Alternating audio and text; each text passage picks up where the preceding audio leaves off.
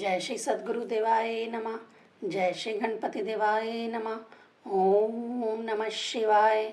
श्री महाशिव पुराण कैलाश संहिता खंड 7वां अध्याय। शिवजी ने कहा, इस प्रकार अपनी बाईं तरफ चकोन मंडल की रचना करके ओम अर्चन करें और उसे अस्त्र मंत्र से सुशोभित करें। उसके आधार पर भी प्रवण अक्षर का ही पूजन करें। चंदन आदि तथा सुगंधित जल से उसे पूर्ण करें। धेनु मुद्रा दिखाएं। फिर उसके आगे चौकोन, शंख मुद्रा, अर्धचंद्र और उसके पश्चात त्रिकोण मुद्रा दिखाएं। षड मुद्रा बनाएं। उसमें पुष्प, गंध आदि के साथ ओंकार का पूजन करें तथा उसमें पवित्र जल भरें। तत्पश्चात गुरु के कथना अनुसार गुरु प्रतिमा की कल्पना करें तथा गुरु भे नमः का उच्चारण करते हुए गुरु की प्रदक्षिणा करके उनका सिमरण करें। गणनतवा आदि मंत्रों के साथ मूर्ति की स्थापना करके देवता का आवाहन करें तथा एकाग्रचित्त होकर ध्यान लगाएं। षडोपचार से विधि पूर्वक गणेश जी का पूजन करें। उन्हें नमस्कार आदि से प्रसन्न करें। स्कंद जी का भी पूजन करके आकाश मंडल में सूर्य, चंद्रमा आदि का ध्यान करें। तदनंतर सब आसनों पर कमल के श्वेत पुष्प चढ़ाएं। आधार शक्ति से आरंभ कर शुद्ध विद्या से आसन पर्यंत उद्धार सहित चतुर्थी विभक्ति के अंत में नमः लगाकर मंत्र का उच्चारण करता हुआ विधि पूर्वक ईशान आदि पंच ब्रह्म का पूजन करें। फिर चैतन्य पूर्वक मौन भाव से जगदम्बा गौरी जी की पूजा करें तथा मुद्रा दिखाएं। हे देवी, जो जन इस विधि से मेरी व तुम्हारी पूजा तथा उपासना तथा प्रवणाक्षर का पूजन करता है वह सिद्धि को प्राप्त होता है, इसमें संदेह नहीं करना चाहिए। 8वां अध्याय। ईश्वर ने कहा, हे देवी, इस तरह से शंकर भक्त को उचित है कि वे सबसे पहले गणेश एवं कार्तिकेय जी की पूजा करें। फिर वेद के आदि स्वरूप महेश्वर का आह्वान करें। पूर्व दिशा में स्थित होकर कमल की कर्णिका के ऊपर चारों ओर से पूजन करें और रुद्र का पूजन करें और कर्णिका के दलों में आवाहन करें। शिव का पूर्व दिशा में, हर का दक्षिण दिशा में, शिव का उत्तर दिशा में, भव का पश्चिम दिशा में पूजन करें और फिर ओम राम, ओम पा, ओम ज्ञा, ओम ला, ओम अर्पण पूर्वक हम, ओम वाम, ओम सम और वेद के आदि में ओम श्री बीजम, इन 10 बीजों से लोकपालों को पूजें। ईशान देव को दक्षिण भाग में पूजें। फिर ब्रह्मा विष्णु की साविधि षडोपचार से पूजा करें तथा पंचम आवरण में देवीशिका का आवाहन करें। फिर देवेश की अर्चना करनी चाहिए और ओंकार सदाशिव का सिमरण करके गंध आदि उपचारों द्वारा शंकर भगवान का पूजन करके नैवेद्य चढ़ाना चाहिए और आचमनीय अर्घ्य आदि प्रदान कर भोजन की सामग्री और तांबूल निवेदन करना चाहिए। उसके बाद पूजा को विसर्जित करके देवी देव का ध्यान करके 108 मंत्र जपने चाहिए। फिर उठकर पुष्पांजलि लेनी चाहिए और उपनिषद की नारायणी इन 6 ऋचाओं का जाप यो वेदा 2 स्वर प्रक्ता तक करना चाहिए। फिर पुष्पांजलि अर्पित करके 3 प्रदक्षिणा करें और परम भक्ति से साष्टांग प्रणाम करना चाहिए और इस प्रकार प्रदक्षिणा करते हुए अनेकों प्रणाम करना चाहिए तथा आसन पर बैठकर भगवान सदाशिव के नाम का उच्चारण करके कहना चाहिए, हे भगवान सदाशिव, यह सब कुछ मैंने आपकी ही आराधना की है। ऐसा कहकर शंख, जल और पुष्पों को चढ़ाना चाहिए और पूजन समाप्त कर देना चाहिए। फिर अर्घ्य सहित 8 बार भगवान सदाशिव का नाम जपना चाहिए। हे कल्याणी, इसके आगे भी मैं भक्ति के संबंध में कहूँगा, ध्यान पूर्वक सुनो। 9वां अध्याय। ईश्वर बोले, हे देवी, भगवान सदाशिव के यह 8 नाम शिव, महेश्वर, रुद्र, पितामह, संसार वैद्य, सर्वज्ञ और परमात्मा मुख्य हैं और प्रतिपादक हैं। फिर भी यह 3 नाम शिव, शंकर और महादेव शिव रूप हैं। उपाधि युक्त होने से भगवान सदाशिव अनेकों नाम धारण करते हैं। उन महादेव को शिव और गुणों के आधार होने पर उन ईश्वर को शिव तत्वों से परे प्राकृतिक से 25वां पुरुष कहते हैं। तत्वों वाच्य वाचक के भाव से वेद आदि में ओंकार कहते हैं और जो वेद से जाना जाता है, आत्मा स्वरूप वेदांत में प्रतिष्ठित और पर से भी परे हैं, वही परमेश्वर कहलाता है। तथा पुरुष और प्राकृतिक जिनके अधीन है और जो त्रिगुण तत्व की अविनाशी माया है, वही प्राकृतिक तथा माई महेश्वरी है तथा माई महेश्वर है। सुनो, महेश्वर की प्राप्ति होने पर ही मनुष्य मोक्ष को प्राप्त होता है। श्री महेश्वर का नाम दुखों को दूर कर देने के कारण ही पड़ा है और वही परम कारक शिव हैं। ऐसा सुनकर श्री ब्रह्मा जी बोले, जब इस तरह भगवान सदाशिव ने कहा तो भगवती पार्वती जी ने उनके अनेक स्तोत्रों द्वारा स्तुति की और भगवान सदाशिव के चरणों में नतमस्तक होकर बार बार प्रणाम किया। वह अपने मन में बड़ी हर्षित हुई। हे ब्राह्मणों, यह प्रवण अर्थ का प्रकाश करने वाला गृह विधान मैंने आपके सन्मुख कहा है, जो कि सदा सदैव दुखों का नाश करने वाला है।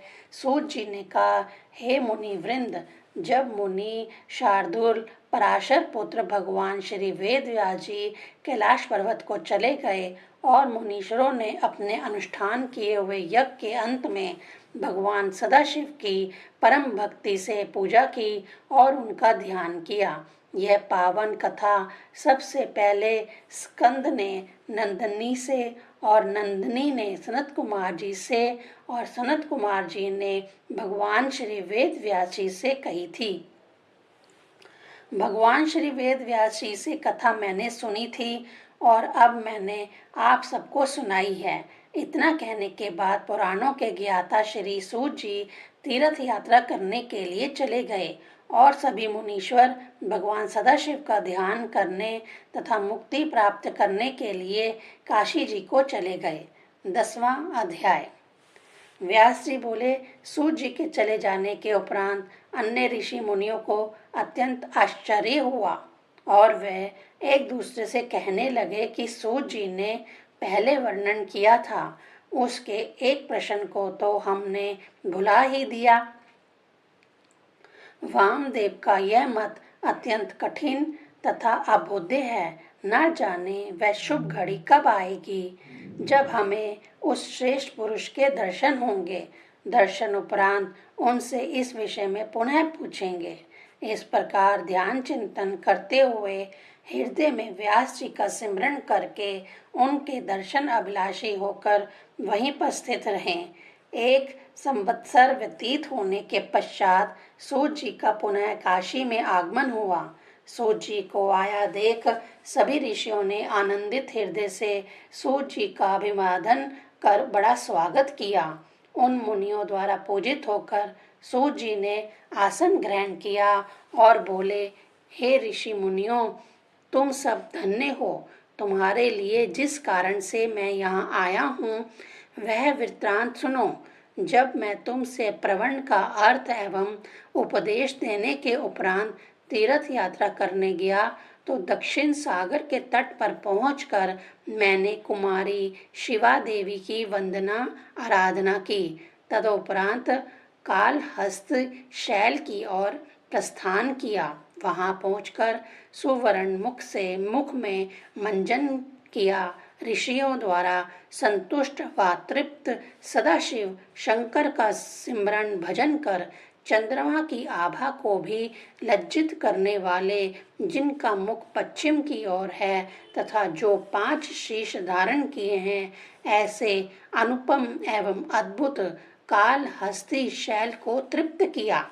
इनका एक ही बार दर्शन करने से प्राणी के सारे पापों की कालिमा धुल जाती है तथा मनुष्य पापों से विमुक्त हो जाता है। ऐसे आवर्णीय कालहस्ती की पूजा कर मैंने उनके दक्षिण भाग में स्थित मां पार्वती का भी पूजन किया। तत्पश्चात 101 बार पंचाक्षरी विद्या का जप किया और प्रदक्षिणा कर उन्हें नमस्कार किया। इस प्रकार नित्य प्रति उनकी प्रदक्षिणा करते हुए मैं कालहस्ती पर ही निवास करने लगा हूँ। हे मुनियों, मुझे वहाँ पर लगभग 4 माह व्यतीत होने वाले हैं। तत्पश्चात मुझे ज्ञान रूपाणी प्रसून कालिका महादेवी का प्रसाद प्राप्त हुआ। इसके उपरांत गुरु की आज्ञा से वहाँ से उठकर सदाशिव शंकर भगवान को श्रद्धा पूर्वक नमस्कार कर उनकी प्रदक्षिणा करके पद यात्रा करते हुए 40 दिनों में मैं यहाँ पहुँचा हूँ। हे श्रेष्ठ मुनियों, कृपा यह बताओ कि अब क्या करूं। सूत जी के ऐसे वचन सुनकर ऋषियों के हृदय में आनंद का सागर उद्वेलित हो उठा और वे मन ही मन हर्षित हो उनसे कहने लगे। 11वां अध्याय। ऋषि बोले, हे धन भाग सूत जी, आप हमारे अत्यंत पूज्य हैं। हम वामदेव के मत को जानने के अत्यधिक उत्सुक हैं। अतः कृपा करके हमें बतलाइए कि वामदेव का मत क्या है। हमारी यह जानने की इच्छा अत्यधिक बलवती है। उनकी ऐसी इच्छा सुनकर सूत जी अत्यंत गंभीर वाणी में बोले, हे श्रेष्ठ मुनियों, आप सबका कल्याण हो, क्योंकि अपनी मति सदा सदैव शिव भक्ति में ही रमी रहती है। पहले रूपांतर कल्प में वामदेव नाम के मुनि हुए, जो गर्भ से उत्पन्न होते ही स्वयं शिव ज्ञान को जानने वाले, देव तथा असुर और मनुष्य सबके जन्म कर्म का जानकार थे। सारांशतः वे सर्वज्ञ थे। वे वामदेव मुनि समस्त शरीर पर विभूति रमाने वाले, जटाओं वाले केश धारण करे हुए, इच्छाओं से परे, इंद्र रहित थे तथा अहंकार तो उनमें कोसों दूर था, अर्थात अभिमान तो उन्हें छू भी नहीं सकता था। वे सदा दिगंबर रहते थे, महान ज्ञानी थे। शिव स्वरूप अपने चरणों से पृथ्वी का कालुष्य मिटाकर उसे पवित्र करते हुए यत्र तत्र विचरण किया करते थे और पर ब्रह्म परमेश्वर के चरणों में ध्यान लगाए रहते थे। उन्होंने एक बार मेरू पर्वत के दक्षिण में कुमार शिखर पर जाकर स्कंद जी से भेंट की। वहां स्कंद नाम का एक सरोवर है, जिसका जल अत्यंत निर्मल, शीतल एवं स्वादिष्ट है। उस समय शिखर के ऊपर विराजमान मुनियों द्वारा सेवित सदाशिव शंकर भगवान जी के पुत्र स्कंद कुमार, जो सूर्य के समान उदित प्रतीत होते थे, चतुर्भुज सौम्य शरीर वाले, मुकुट आदि से सुशोभित तथा दोनों ओर रतनभूत 2 शक्तियां उपासना कर रही थीं और जो मोर पर बैठे हुए थे, को देखकर वामदेव ने परम भक्ति से अत्यंत मनोयोग पूर्वक उनकी पूजा अर्चना की और हाथ जोड़कर दिव्य स्रोत से उनकी स्तुति की। तदुपरांत महेश्वर पुत्र स्कंद जी ने प्रसन्न होकर बोले, हे मुनि, मैं तुम्हारी पूजा से अत्यंत प्रसन्न हूँ। तुमने अत्यंत प्रेम तथा भक्ति से मेरी जो स्तुति की है, उसके लिए मैं तुम्हारा क्या कल्याण करूं, क्योंकि आप जैसे परिपूर्ण निष्पह मुनि को इस संसार की कोई वस्तु वांछनीय प्रतीत नहीं होती है, फिर भी आप जैसे लोग लोक कल्याण के लिए इस पृथ्वी पर विचरण करते हैं। हे वामदेव, तुम्हारी जो इच्छा हो वह हमसे कहो। तब स्कंद जी के ऐसे वचन सुनकर वामदेव हर्षित हो उठे तथा काश के समान गंभीर वाणी में बोले, हे प्रभु, आप सच्चिदानंद स्वरूप, सर्वशक्तिमान, अमर, अभय, नित्य तथा पवित्र हैं। हम जैसे अधम और तुच्छ जीव आपका गुणगान करने में सर्वथा असमर्थ हैं। यह तो आपकी कृपा है जो आप ऐसा कहते हैं। हे प्रभु, अब मैं आपसे जो पूछूं उसे आप क्षमा कीजिएगा। मेरा यह अतिक्रम है। प्रवण ही साक्षात परमेश्वर, वही देव पशुपति वाच्य है, जो कि पशुओं का पाप मोचक है। यदि सदाशिव की प्रवण द्वारा उपासना करके उन्हें बुलाया जाए तो वह सब पापों को हर लेते हैं। इस प्रकार प्रवणों उपासना ही पाप के कलुष्य को मिटाने वाली है। अतः प्रवण की ही वाचकता स्वतः सिद्ध हुई और ओंकार ही सर्व स्वरूप है। इस प्रकार सबकी श्रुति ही ब्रह्म स्वरूप है। हे देवेश, आपको बारंबार प्रणाम है। हे स्वामी, आप ही पतितों के स्वामी तथा सर्वशक्तिमान, संपन्न एवं परिपूर्ण हैं। हे सेनापति, हमारे विचार से इस ब्रह्मांड में शिव के अतिरिक्त दूसरा कोई नहीं है। सर्वव्यापक, कल्याणकर्ता तथा मंगल रूप वाले महेश्वर ही सब रूप वाले हैं। हमने सुना है कि समष्टि के भाव से यह सब कुछ प्रवण अर्थ ही है। 12वां अध्याय। स्कंद जी बोले, हे धन्य भाग वामदेव जी, आप धन्य हैं।